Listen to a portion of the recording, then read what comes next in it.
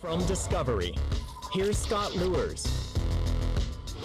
with Holliday's Cindy Stockwell.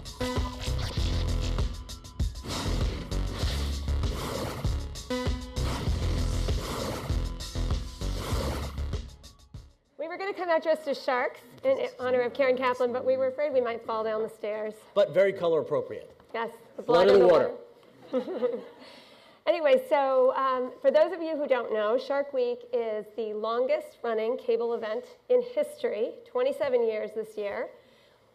Tell me a little bit about the phenomenon and how it's kind of kept going for so long. Yeah, no, we are very proud of the Shark Week brand at the Discovery Channel, and when I got the position 3 years ago, it was a very ominous task to take this on. One thing that you see above you right now is it is the fan favorite of cable to copycat. This year we had a record number of copycats. I believe it was up to 10 across other basic cable channels. Shark Week being my favorite at Comedy Central. And it has grown. It has grown from a few hours within a week back 27 years ago now to this epic 8-day event on the channel that, as you know, brings in huge numbers. Absolutely. Yes, and in fact, you hit new viewership highs, at least for the last 2 years, I know that. Correct. It just doesn't seem like this phenomenon has any end in sight. Talk a little bit about the audience and how you kind of keep hitting those highs. How do you keep it fresh for people? You know, 2 years ago, Shark Week came to a crossroads because the epic event that was on TV was not being mirrored by what people were experiencing at home. It had naturally just evolved into this almost national holiday that people celebrated with many different kind of games. And also, I've seen some drinking games on the internet. Yes. We downplay that a little. But also just, coming for that blue chip natural history event. But it was a merging of pop culture meets natural history, and the channel had not fully embraced the power of it. And 2 years ago, as a senior team, we made a very conscious effort of completely shaking it up. The other piece of the puzzle that was really new to the network was Shark After Dark. Which we participated in with yes, Dunkin' Donuts. Thank you very much. It was awesome this year. And this was a very avant-garde move on our part to have a late-night talk show to be a companion and cap off the whole night. The strategy was prime time at 8 o'clock, social fully turns on, we activate the audience where they're a participant, and then at 11 o'clock, they are fully there and get to interact with questions, visuals. We got many puppy shark photos. And no, it was a great way of activating the audience to be part of the table with us in a very unique way that has grown year over year. So that kind of brings me to, I think that show did especially well with millennials. Yes. Which is not necessarily a demographic that Discovery Channel attracts in hordes at other times of the year. So talk a little bit about the demographics of Shark Week in general. I mean, I know in my family it's, total family viewing. But I do think that it attracts a different demographic for you guys. No, it's one of our youngest rated weeks of the year. It's our highest rated week of the year, and that audience comes in droves. And it's a blessing and a curse to the channel because it's this unique audience that comes to us that is not there the other 51 weeks of the year. Mm-hmm. But when they do come, they come in such droves that we really do try to hit them with the Uber brand image that's moving forward to bring them into the tent. But also to capitalize on it, both with our partners and our air. And, just want to give a shout out to Laura Richardson, who created that spot, and it just won an Emmy 2 weeks ago. Oh, congratulations. Yeah. Great. So we talked a little bit about the importance of social. Mm-hmm. You talked a little bit about that in terms of Shark After Dark. But just talk about it in general for the week. How important is social to Shark Week, and how has that sort of phenomenon changed over the last few years? Critical. It is now completely part of the network's DNA on the aspect that I have on my team, a head of multi-platform programming and production that lives within my programming team, which was something that really didn't exist beyond 2 years ago. And so with Shark Week specifically, we live tweet and interact with the audience for 4 hours every night for 8 days. And we send a troop of both digital, social staff and programming content staff to site to aid in that conversation, because our big rule of thumb is don't just tweet to tweet, but actually make it part of an editorial and a creative dialogue. And our brand is so powerful, discovering in itself is so huge, but our brand is about curiosity, and so it naturally lends itself to a second dialogue going on at the screen that doesn't pummel the audience and annoy them, but actually adds to their experience. Yeah. And as has been said today in previous panels, the fireside chat of the past is still there and bigger than ever. And what was water cooler TV of the next day has now really evolved to real time. And if you miss that wave and aren't part of that dialogue, you're completely left behind. And with Shark Week, we were very proud. We had 70 trending topics across the whole week, Wow. which is just enormous. And Shark After Dark was the highest rated late night show on cable for the entire week. And when you rerun some of the programs, you run the tweets right along with it. Is that correct? Yes, so 8 o'clock is a full reversion reload that has additional material, scenes, and also audience participation that can change elements of the show. Yeah. 9 and 10 o'clock are full-on premiere hours. It's me. coming. It's like Jaws live. And then 11 o'clock is our Shark After Dark talk show. And then again, to this turning Shark Week on its head, when we told other senior executives of our company we were going to have a guy in a shark costume telling jokes, they all looked at us like we were quite insane, but we were very proud this year that Mr. Bob the Shark was part of our other campaigns. Yeah. So let's change a little bit to advertisers. Okay, so as I said, we worked with you guys with Dunkin' Donuts. Yes. We had a great experience with Shark After Dark. We ran a promotion, take a pick, take a bite, take a bite, take a pick. And you can see some of the visuals there. We had a Shark Week loved the themed donuts. They were donut, delicious. Yeah, which was great. And, it used to be that somebody from the programming side would not be all that happy about advertisers involved in programming. You and I have talked about that, and you feel very differently about that. I'm your best friend. Great. Let's talk about next year. Fellenstein's in the audience too. He can help. Talk about advertiser involvement with programming now in the world that we live in. No, it goes hand in hand now. In this new, very dynamic future we have, people are watching content more than ever before, but the pod is eroded and is just changing shape. But the beautiful thing about TV content is it's expensive. Where we saw the birth of the YouTube phenomenon of years ago, cat videos can only get you so far, but true storytelling is key, and that we need this relationship together. But I'm a big promoter of how these brands can organically fit in and enhance the experience, not just be slapped on. And I'm really proud of everything we do at the channel, both with Shark Week and beyond, because I think it's a testament to how close we work with you guys. Absolutely. Can you give us any idea on what we might expect from next year's Shark Week? Yes, so one other controversy of Shark Week has been the mockumentaries. Yes. So each last 2 years we've had 2-hour event mockumentary movie events, which are based on real facts, real stories, but enhanced for the storytelling environment. Because in a world of reality TV and going out and shooting sharks, to be honest with you, we shoot sharks 52 weeks a year, and sometimes some of our 1-hour specials, we get 10 minutes of footage over that entire 52-week period. So we really wanted to, again, embrace the risk-taking of Shark Week and created these 2-hour movies, which were fantastic successes. And now we're looking at what's the next evolution step for Shark Week. And so we are talking as broadly as full-on scripted strategies, an enhanced mockumentary, and then the golden event idea of a live 2-hour shark event. Beyond the talk show Shark After Dark, what could we do in a live environment to fully enhance and engage our viewers? You told me about one particular shark that you guys have been following for years. Can you talk about that? Yes, so we've been following a shark every 2 years at this point in Australia. There is a shark attack, and one of our shark experts, Jeff Kerr, truly felt it was the same shark. So he's been following them for 6 years. And 2 years ago was our last special where we predicted an actual time frame of the next attack. And I can tell you, sadly for the individual, but exciting for the Discovery Channel, he did attack. And so this year we're going to actually document that event and see those events play out. I know. I might He's not watch okay. that He's one. okay, but there was an attempt. Wow.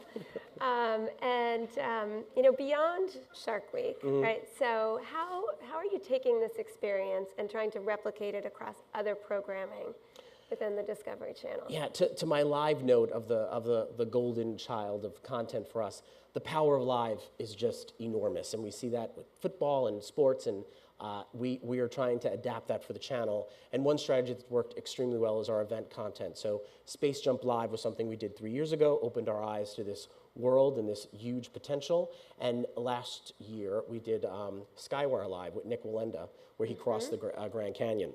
Excuse me. And so this year, Nick is returning, and I'll be in Chicago in 2 weeks for November 2nd, where we do Skyscraper Live, where he will walk across not just one, but 2 tight ropes, and the second one, he will be blindfolded. Oh, geez. Who's going to be there? Come on. No, we are thrilled, but the entire experience, we have been fully embedded from the development phase to the production phase, that there is a digital social element. So with this particular night, our pre-show that goes on air will actually be now available on all platforms from the 6 to 7 hour. And then at 7 o'clock, we hand off to the Mothership Show, which is produced by NBC Peacock Productions. And then during that entire 7 o'clock to 9:20 event, there is a simultaneous multi-platform show happening on Discovery.com, where the audience is fully part of it. We take direct questions, and we dive deeper with the audience between the commercial breaks. It essentially creates a holistic, total emergent experience that from any platform you could be watching. But the crown jewel of Skyscraper Live is the ability to give our audience the tool to choose how they want to walk with Nick. So we will have 6 cams available in real time that as you're watching on the linear screen, if you want to watch from his POV down or across or from a helicopter shot, you get to choose that and play along. That's crazy. It's nuts. So if anybody has questions, please remember to tweet in, and we will ask Scott questions from the audience or from the back channel. But right now I don't have any yet, so I'm going to keep asking questions. All right, I'm hoping to get one. But so anyway, so you talked a little bit about Nick Wallenda, you talked about Shark Week. You have a lot of other programming for the rest of the year. What else are you doing to try to attract that, especially that millennial audience that tends to be the most likely to view in different formats across different screens in their own time, in their own way? So one big strategy that we just are really thrilled with our results Friday night is our 2 big tentpole docuseries is Gold Rush and Deadliest Catch. Deadliest Catch has been on for 10 years, epic show that is transcended, both set the tone for reality content 10 years ago and continues to innovate. And Gold Rush is our highest rated show on Friday nights and just did enormous numbers that you'll probably read later today. But what we've employed there is those shows naturally tend to be older. And so we've created pre-shows where we have an 8 o'clock turn-on TV show. With Gold Rush, it's called The Dirt, which is hosted by someone outside of the show that both, again, from a social standpoint, the audience is at the table, and we get deeper dives with our talent and sneak peeks of what's to come. And with Deadliest Catch, we have The Bait. We're actually the captain's host. And that was birthed out of an idea called After the Catch years ago. So we just reversed the strategy, because if you turn it on at 8 o'clock and tell them to be excited and to be there live at 9 o'clock, there's a much better chance. So this week at 8 o'clock, we started trending immediately with The Dirt, and then throughout the night, we had another 3 trending topics. And our live viewing is just that much more potent, and also it brings the younger audience there. So we do have one question for you from Hill Holliday's own Brad Blake. Thank you, Brad. He asks if you like that hashtag Shark Week is so co-opted by other brands and networks.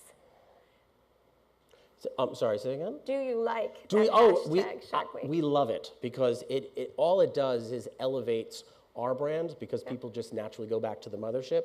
And so the Sharknado phenomenon, the other 10 networks that were copycat strategies, they were employed anywhere from 3 weeks to 3 weeks post our event. And so it just extends our marketing reach and our GRP potential, because people hear it, naturally go back to the nostalgia mothership brand, and we reap the benefits. So this year, actually, Sci-Fi picked up the phone before and wanted to do a partnership with us.